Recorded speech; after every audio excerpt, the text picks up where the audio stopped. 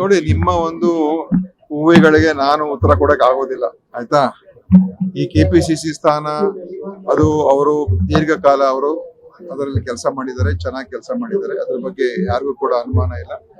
ಅವರ ಅಧ್ಯಕ್ಷತೆಯಲ್ಲಿ ನಾವು ಚುನಾವಣೆಯನ್ನು ಎದುರಿಸಿ ಗೆದ್ದಿರುವಂತದ್ದು. ಆದ್ರೆ ಅದಕ್ಕೊಂದು ಕಾಲಮಿತಿ ಇದ್ದೇ ಇರ್ತದೆ. ಆದ್ರೆ ಅದು ಯಾವಾಗ ಬದಲಾವಣೆ ಬಗ್ಗೆ ಏನಾಗ್ಬೇಕು ಅದು ನಮ್ಮ ಪಕ್ಷದ ವರಿಷ್ಠ ತೀರ್ಮಾನ ಮಾಡ್ತಾರೆ. ಶಿವಕುಮಾರ್ ಅವರು ಅವರಲ್ಲಿರುವಂತ ಒಂದು ವಿಷಯದ ಬಗ್ಗೆ ಪ್ರಸ್ತಾಪ ಮಾಡಿರ್ಬೋದು. ಅದಕ್ಕೂ ಇದಕ್ಕೂ ಏನ್ ಸಂಬಂಧ ಇರುವುದಿಲ್ಲ. ಅದಕ್ಕೆ ಒಂದು ಅವ್ರು ಹೇಳಿರುವಂತದ್ದು, ನಾನು ಸುಮ್ಮನೆ ಅಂತೂ ಇರಲ್ಲ, ಯಾವ ಟೈಮಲ್ಲಿ ಏನ್ ಮಾಡ್ಬೇಕು ನೋಡಿ, ಅವ್ರು ಬೇರೆ ಏನು ಮಾಡ್ತೀನಿ ಅಂತ ಹೇಳಿದ್ದಾರೆ. ಅದಕ್ಕೆ ಅವ್ರಿಗೆ ಕೇಳಬೇಕು. ನಾನು ಪೂರ್ತಿಯಾಗಿ ಅವ್ರ ಹೇಳಿಕೆಯನ್ನು ನೋಡ್ಲಿಲ್ಲ. ಯಾಕಂದ್ರೆ ಪದೇ ಪದೇ ಪತ್ರಕರ್ತರು ಕೂಡ ಕೇಳ್ತಾನೆ ಇರ್ತಾರೆ ಅವ್ರಿಗೆ ಪ್ರಶ್ನೆಗಳು. ಅವ್ರು ಏನಾದ್ರು ಉತ್ತರ ಕೊಡ್ತಾನೆ ಇರ್ಬೇಕಾಗ್ತದೆ.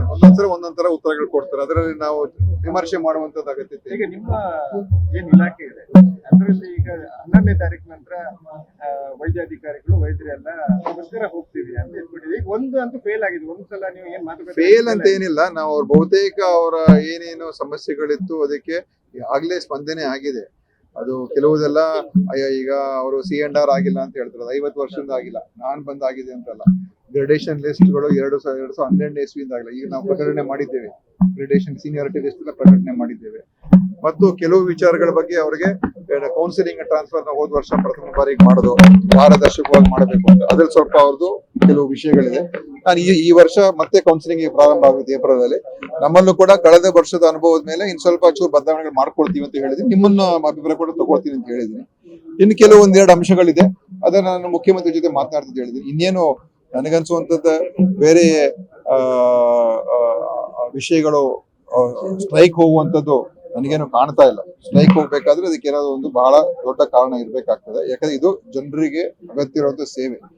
ಜನರಿಗೆ ನಾವು ಸೇವೆ ನೀಡೋದಿಲ್ಲ ಅಂತ ಯಾರಾದ್ರು ಹೇಳಿದ್ರೆ ಅದಕ್ಕಿಂತ ದೊಡ್ಡ ಪಾಪದ ಕೆಲಸ ಯಾವುದಿಲ್ಲ. ಯಾಕಂದ್ರೆ ಇದು ಆರೋಗ್ಯದ ವಿಚಾರ. ಶಿಕ್ಷಣ ಇಲಾಖೆ ಟೀಚರ್ ಸ್ಟ್ರೈಕ್ ಹೋದ್ರೆ ಪರವಾಗಿಲ್ಲ, ಯಾಕಂದ್ರೆ 1-2 ದಿವಸ ಇಲ್ಲದೆ ಇರ್ಬೋದು, ಶಿಕ್ಷಣ ಮತ್ತೆ ಪಡ್ಕೋಬಹುದು.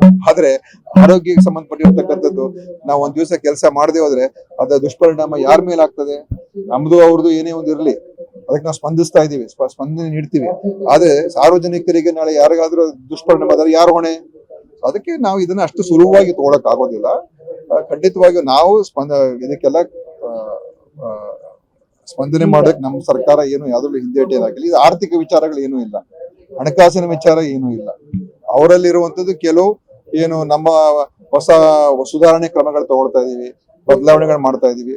ಅದರ ಬಗ್ಗೆ ಕೆಲವು ಆಕ್ಷೇಪಣೆಗಳಿದೆ, ಅದೆಲ್ಲ ಹೇಳ್ತಾ ಇದ್ದಾರೆ. ಸೊ ಅದನ್ನ ನಾವು ಕೂತ್ಕೊಂಡು ಬಗೆಹರಿಸ್ಕೊಳ್ತಕ್ಕಂಥದ್ದು ಎಲ್ಲ ಇದೆ. ನಾನು ಮಾತಾಡ್ತೀನಿ ಅಂತ ಹೇಳಿದ್ರೆ, ಒಂದು ಸರಿಯಾದ ಔಷಧಿಗಳು ಪೂರೈಕೆ ಆಗ್ತಾ ಇಲ್ಲ ಅನ್ನೋದು, ಮತ್ತೆ ವರ್ಗಾವಣೆಗಳು ಸರಿ ಆಗ್ತಾ ಇಲ್ಲ, ನೋಡಿ ಹುದ್ದೆಗಳು ನೋಡಿ ಇವೆಲ್ಲ ಎಲ್ಲ ಇಲಾಖೆಗಳಲ್ಲೂ ಇದೆ.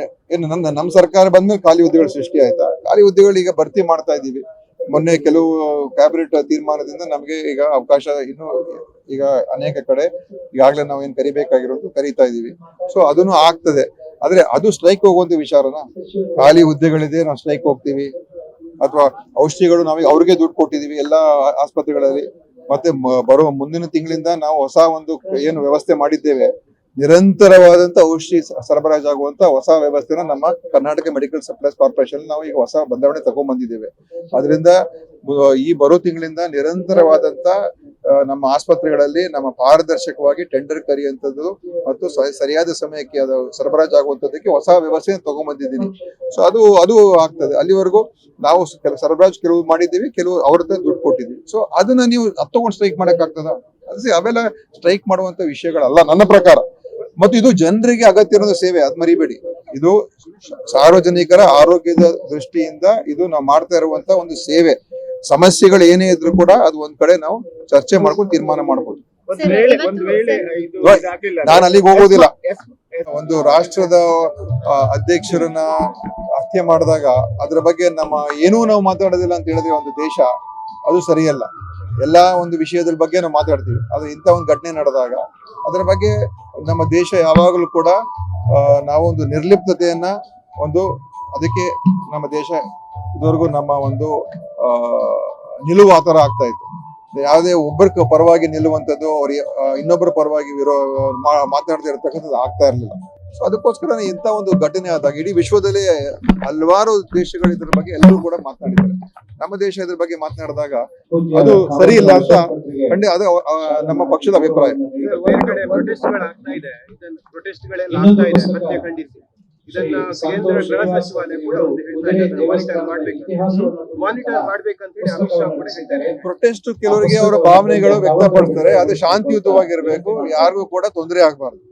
ಇದು ಪ್ರಜಾಪ್ರಭುತ್ವ, ಅವರ ಅಭಿಪ್ರಾಯ ವ್ಯಕ್ತಪಡಿಸೋದಕ್ಕೆ ಅವಕಾಶ ಇರ್ತದೆ. ಆದ್ರೆ ಅದು ಯಾರಿಗೂ ಕೂಡ ಇನ್ನೊಬ್ಬರಿಗೆ ತೊಂದರೆ ಕೊಟ್ಕೊಂಡು ಯಾರು ಕೂಡ ಪ್ರೊಟೆಸ್ಟ್ ಮಾಡಬಾರ್ದು. ಒಳ ಮೀಸಲಾತಿ ಈಗ ನೋಡಿ, ನಾವು ಮಾಡೋದಕ್ಕೆ ಕಾನೂನುಗಳು ಮಾಡಿ ಎಲ್ಲ ಅದು ಕೋರ್ಟ್ ಹೋಗಿ ಸ್ಟೇ ಬಂತು. ಈಗ ಮತ್ತೊಮ್ಮೆ ನಾವು ಈಗ ಹುದ್ದೆಗಳು ಭರ್ತಿ ಆಗೋದಕ್ಕೆ ತಡ ಆಗಬಾರ್ದು ಅಂತ ಹೇಳಿ ಒಂದು ತೀರ್ಮಾನ ಮಾಡಿದ್ವಿ. ಈಗ ಅದ್ರ ಬಗ್ಗೆನೂ ಕೂಡ ಕೆಲವು ಅಭಿಪ್ರಾಯಗಳು ವ್ಯಕ್ತಪಡಿಸ್ತಾ ಇದ್ದಾರೆ. ನಾಳೆ ಸಚಿವ ಸಂಪುಟ ಇದೆ, ಸಚಿವ ಸಂಪುಟದಲ್ಲಿ ಇದ್ರ ಬಗ್ಗೆ ಮತ್ತೆ ಚರ್ಚೆ ಆಗ್ತದೆ. ಆ ಚರ್ಚೆ ನಂತರ ಒಂದು ತೀರ್ಮಾನಕ್ಕೆ ಬರಬೇಕಾಗಿದೆ. ಯಾಕಂದ್ರೆ ಈ ಹುದ್ದೆಗಳನ್ನ ಭರ್ತಿ ಮಾಡದೇ ಇರುವಂತದ್ದು ಕೂಡ ಸರಿಯಲ್ಲ. ಅದಕ್ಕೆ ನಾವು ಹಿಂದೆನೆ ಅದು ಆ ತೀರ್ಮಾನ ಮಾಡಿತ್ತು, ಶೀಘ್ರದಲ್ಲಿ ಇತ್ಯರ್ಥ ಆಗುತ್ತೆ ಅಂತ. ಆದ್ರೆ ಇದು ತಡ ಆಯ್ತು. ಈಗ ಯುವಕರು ಕೂಡ ಅವ್ರ ಭವಿಷ್ಯ ಇದೆ.